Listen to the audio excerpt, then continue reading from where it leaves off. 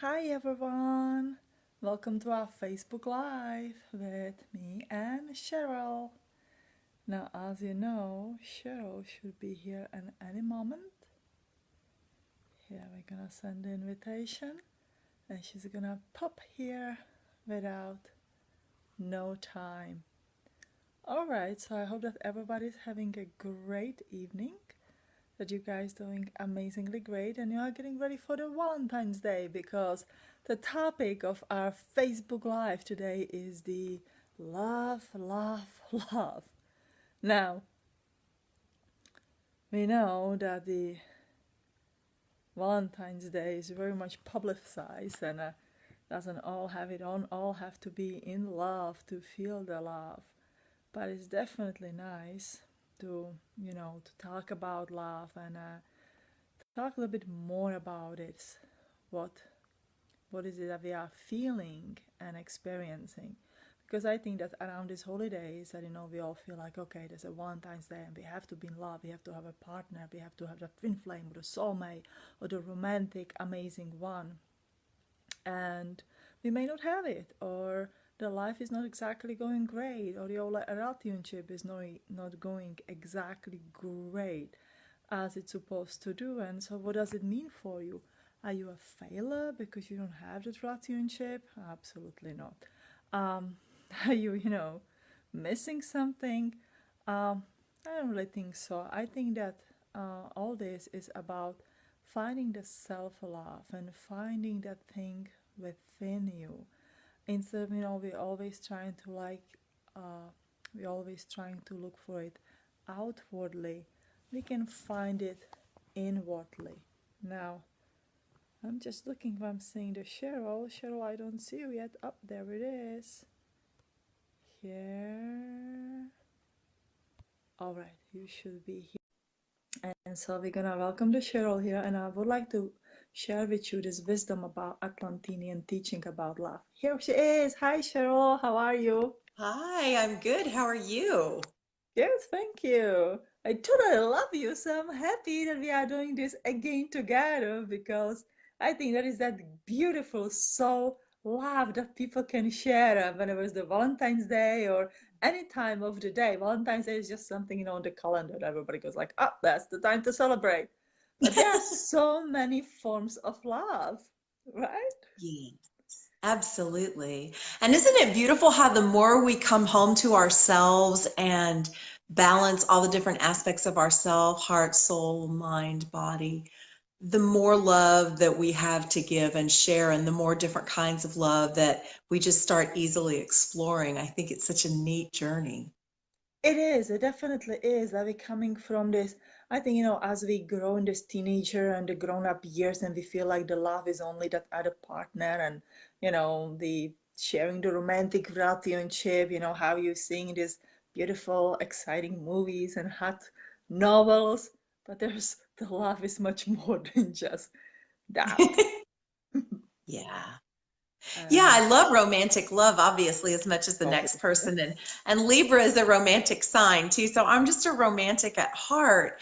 And what I've been learning on this journey is that the more we can give ourselves what we're hungry for outside of ourselves, Yeah. the more it starts to show up in healthier ways outside of ourselves. If I'm making sense the way I say that. So the better I get at taking care of the parts of me that I haven't been taking care of, the more it changes who shows up and how that love looks. It's Yeah. like all of this is just a projection of how I'm doing at taking care of me, right? That's the way I understand it anyway. So if Yeah. people are showing up taking advantage of me, where am I taking advantage of myself? If people are showing up being mean to me, where am I being mean to myself? Where am I not standing in my self-love?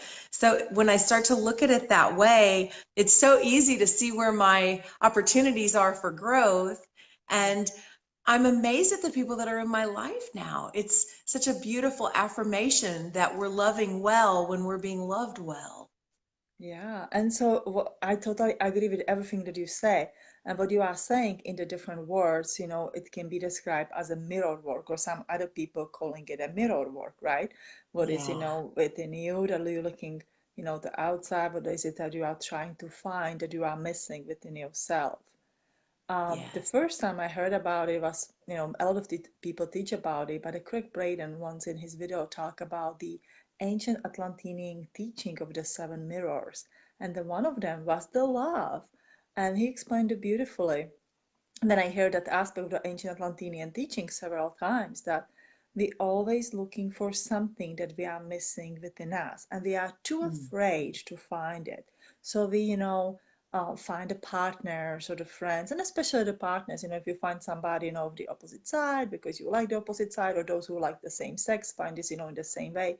Doesn't really matter which way, but we find it's easier for us to be attracted to something that somebody else have. Like, I really like you, do you have that something? I want to be with you, I want to be in your energy field, I just want to be around you all the time.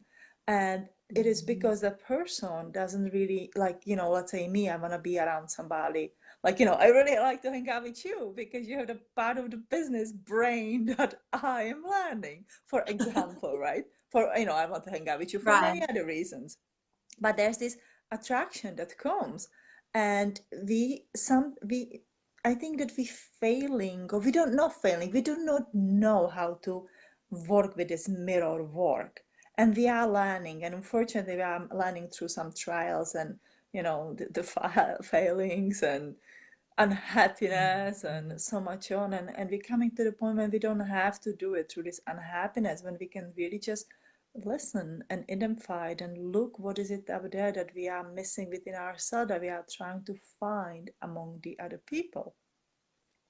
And the Mhm. beauty is, what I have learned from this, that when you find that part within you and you are truly a soulmate, or there's that soul relationship, then you will, that relationship grows better and stronger, and in much nicer way, with a deeper connection, I guess you can Yeah. say.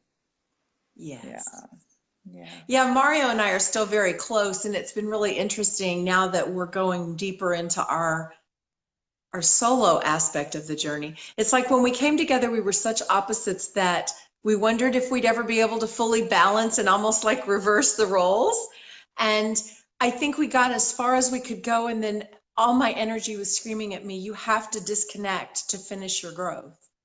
yes, And it's true, because now I realize where I give my power away in relationships and don't stand fully in my truth. I lean into them for theirs. And there's nothing wrong with that, unless that's something that we came here to finish evolving for ourselves. And then yes, the relationship just won't work because we need to step out of it. I really believe that's all the relationships that we attract. There's work for us to do, and it can be fun, but we're also doing soul growth work. And so it's not always fun. Sometimes it's very frustrating. So yeah, and I'm sure you can speak to that. You and Tom have been together for a while, and the longer we're together, the more we can like kind of get on each other's last nerve without trying at times, right? absolutely. I think so. I think that the relationship is like that 3 months of the hot romance, and then it grows into the work, because then people really figure it out. Are you going to be friends? Is it going to work out? Because a true relationship, it's a friendship, and it's a lot of negotiation, and what you would say, how to say it, renegotiating the contracts, I guess, that we originally had. And it is funny, someone said long time ago, I don't know who it was, and it says, every relationship should last just 7 years. And after 7 years, we should learn just to shuffle our relationship with the different people. Because in those 7 years, now Tom, don't worry, I'm not gonna leave you. Tom's getting nervous over there. I I'm know, Tom was like, what is she saying? Okay, we are together 9 years. Okay, well overdue. No, we good, Tom, we good. No, but in those 7 years, you learn everything about each other. You either master your lessons or you blow it. In some relationship, you have to become more, I don't know, outspoken and creative, or to learn to be patient, and we can name it, right? And then you Mhm. learn it, and then after those 7 years, you kind of start drive each other crazy because no, we kind of like got in this. And I know that Tom and I, we went through the thing that we had to really renegotiate, and in a good way. It wasn't in a bad way, but we have to kind of see what kind of the people we were when we met, and how we grew, and what are our goals, and how we can support each other in that another growth. And I think, and I really Mhm. appreciate that, because it's something I didn't know before, how to deal with or how to work with. So I would rather withdraw myself back, my previous marriage. And so I think that's a nice way to learn and communicate, that communication Yeah. is important, and it's not always the most pleasant way, to go and says like, okay, I don't really like this, what we're gonna do with this, and the other person doesn't, always think that you Mhm. understand them, and so much on. And it is a nice way to learn to communicate and learn, to find that we don't have to change the people, but we have to change ourselves even after those 7 years, because we grow. And obviously, in every marriage, in every relationship, after a few years, you go like, you make a list what's wrong with him. I'm pretty sure he make a long list what's wrong with me. That's it. I think every relationship, doesn't matter how guys amazing you are, I'm pretty sure that this is a normal thing. But I went back and I says, okay, instead of me trying to change Tom, why I don't change myself, like in a thinking Mhm. and accepting. I would say the acceptance is a very big one. And I would say that will go, this really applies because, some of you who are watching, you says, how this going to apply to those who don't have anybody right now? We are home alone, we are, you know, our relationship is falling apart, and so much on. And I would say this apply to everybody, instead of us always, be unhappy about what we want from our, from the future partner, from the partner we have. We need to change ourselves to really find what it is that we want. Why wasn't it that Yes. you finding about yourself now that you're going in and you're going like, okay, what is it I really like? I don't, you know, who am I? Right? And it's all the relationships. It's not just our romantic relationships. In Yes. any relationship, my life started to radically change when I realized that I'm responsible for how I feel. Like I used to say, "Oh, you're making me so mad. You make me so happy." I gave all the responsibility for how I felt to what the other person was doing and how they were acting. And now I don't see it that way. I'm the only one that can make me happy. I can't choose how people treat me. I can choose whether I want to tolerate it. If it's not a very important relationship, I probably don't want to tolerate it. I can remember that I'm the only one I can change.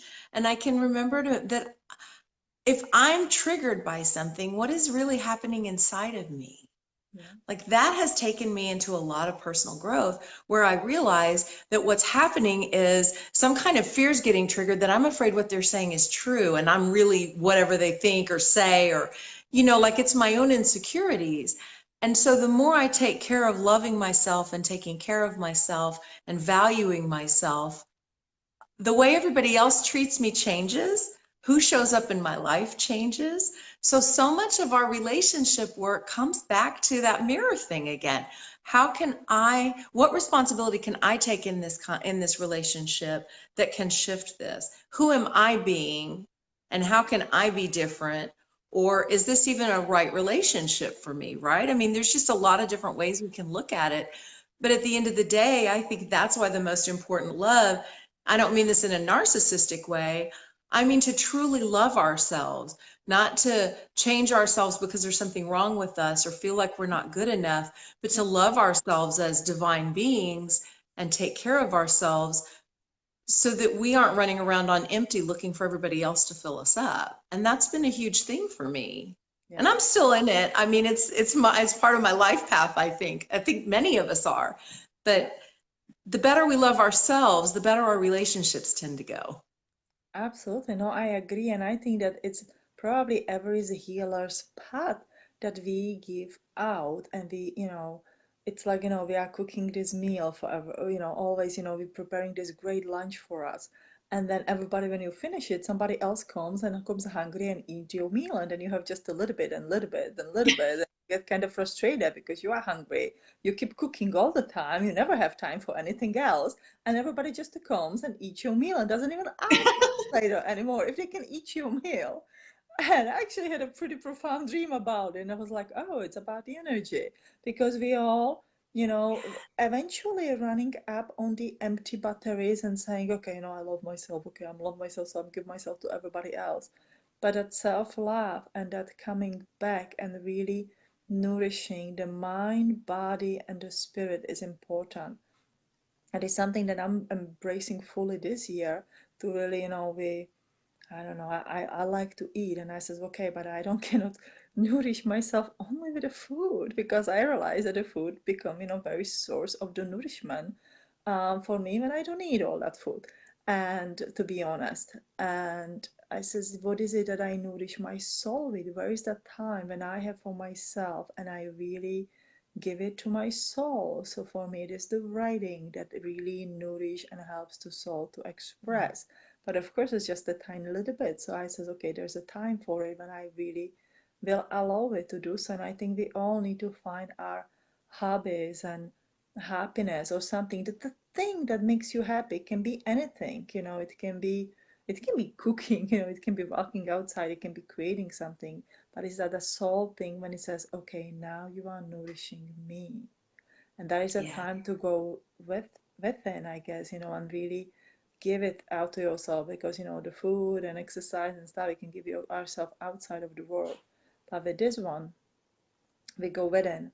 But I also think it poses a little trouble, and especially lately I think there is this energy that lately that really brings a lot of separation, and I hear from the people that they more like drawing inward instead of outward. And I think it's just a very illusionary energy that we are going through because we are coming in that 333, the March 3rd 2019, which is very much about be in the present time, because when we are in the present time we can do a lot of changes in our life, how we feel, and so much on embracing ourselves. And so lately I notice it, on myself and the other people. It's more like, let's go in and let's be more, question the trust to everything. And again, I see it collectively. It is not that, I just think it, but there is something going on where we kind of like feel like more withdraw ourselves instead of included ourselves in everything. Do you experience that too? Yeah, I have been more internal this year. And Mm-hmm. part of that I thought was probably because of the big changes that I'm going through, but then everybody I talk to is going through big changes. So I think it's all bound together in the energy that you're describing. For me, what's been really, really helping me is to connect back in through my senses. That's how I stay aware of my body while I'm also going in to do my spiritual work. So I've been working more than ever with the flower essence in water, the different flower essences that represent what I'm going through, and then Mm-hmm. essential oil blends to Mm-hmm. stimulate the smell and beautiful fragrances. And my orchids are all blooming, so I've got that to stimulate my senses, and artwork and color. Like, that's a beautiful way to love ourselves and take care of Yeah. ourselves every day, to have these sensory experiences Yeah. that remind us to take care of ourselves, and that we're okay. And so it's not all just because when I go within, I can also tend to live a lot in spirit Yeah. and my heart, and not as much in the rest of my body. So it's a way to help me balance it. So I guess everybody's different in where they tend to orient themselves. Yeah, yeah. No, the same here. It is, but the lately the guy says like stay really present, don't get into it to get draw in for too long now because this is really year of the catalyst, and in the year of the catalyst we need to stay present in our Mhm. actions. So let's say even with a laugh, if there's somebody who is wanting to find a laugh, wanting to find that right person, you're not gonna find it sitting at home on the couch and meditating, unfortunately. Yeah. You have to go out, you have to join in some kind of the activities, participate, or gosh, go on those dating sites. Be careful, I heard a horror story about it, but I heard the nice stories of it as well. So I don't really know what advice to give you out there, where to find the right one. But you definitely need to put yourself out there. So there's that finding that right balance, right, between, going Yes. inward, going in that retrospective, finding what is it that you are missing and what is it that you are need to find before, you find that right person, before you change your so much on. But really putting yourself out there, don't shelter yourself too much inside. Don't separate yourself much out in this world. Absolutely. The world isn't going to all show up at our doorstep, right? We have to do a little bit of the work. Yeah, yeah, absolutely, absolutely not. And if you look, the energy is very supporting. Like there's like so many things happening. You probably have a lot of opportunities to go out, join some groups. That it seems, I don't know, my life seems like super busy. And there's Yes. always that choice. And there's just that little of me. I was like, oh, do you really wanna go? And then I told myself, yes, you wanna go. It's time to be among the people, and it's time to share, and it's time to be that participant in the community in what we do, or whenever it's the coffee with the friends or meditating with the friends and so much on. And it's also part of the self-love to connect with the people who are like you and love you and care about you. You don't have to just do this all alone. Yes. Yeah, And the more aware we are, the more we can soak that in. It's just such a yeah, wonderful experience. And we do have to put ourselves out there to receive the love and give yeah, the love to have those experiences. And it does get easy to withdraw. As we get comfortable withdrawn, then we have to break out of that comfort zone. That yeah, comfort zone thing kicks in real quick, doesn't it? yeah, yeah, it does. It definitely does. My comments aren't working. Are you seeing anything? Because I haven't seen anything. I don't know No, if I it's don't see frozen the in. comment. I just there's a few people who just are watching.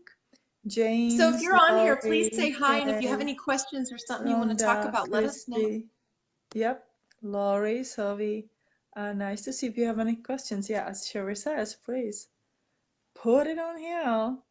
We are here for you. Okay, let's quickly go through the forms of the self-love. Uh, Anything else in your head? Just that, I say this, I think it's important for all of us to remember this at Valentine's Day. These Hallmark holidays, it's real easy to get on social media and it looks like everybody's got the perfect love. And if we start doing that, comparing our lives to other people's lives, I promise you what they're putting out there isn't the whole picture. And I think it's really important for us to appreciate what we do have, because if we start to go into what we don't have, Yeah. we're stepping out of trusting the divine timing of the universe to bring those things that we've asked for that are already on their way to us. We're stepping out of trusting that that's going to happen at the perfect time. And we're going into an endless road, because once we start to complain, there's always another complaint. But if we can stay in gratitude about the amazing abundance that each of us has, that leads to a road of more gratitude and more abundance, and our life gets richer and richer. So whatever you might get triggered looking at things on Valentine's Day, if you're going through some challenges, just remember that's only part of the story. I remember that many of those people, their life is not perfect, but their Instagram life looks spectacular. They spend hours to make those pictures. I have a daughter who does the Instagram. She spends long time to, well, you have met her and you've seen her, to perfect it, to perfect this, to perfect that. It looks absolutely bombastic, spectacular up there, and it's not exactly on that life. Actually, at some point, I even got mad at Tom. I was like, don't write all over the Facebook how much you love me and how much great the Valentine's Day is. And his feelings 1 year got really hurt. And I says, for me, you just tell me that's okay. It's the whole world doesn't need to really know it. That, oh my God, we are in love with each other and so much. Just say you know it, and that's fine. And you know that the universe loves you to all the time, not just on the Valentine's Day. And I tell you the fun thing. So you guys know I grew up in Czech Republic. And everybody goes like, oh, how sweet it was when we were little in the second grade, make these fuzzy cards and the lollipops. Well, in the Czech Republic, we didn't celebrate the Valentine's. We didn't know what the Valentine's even was until the communist regime changed, which I was 15 years Mm. old. And then it took a few years until it hits. And then of course the Valentine's, it didn't become the romantic thing.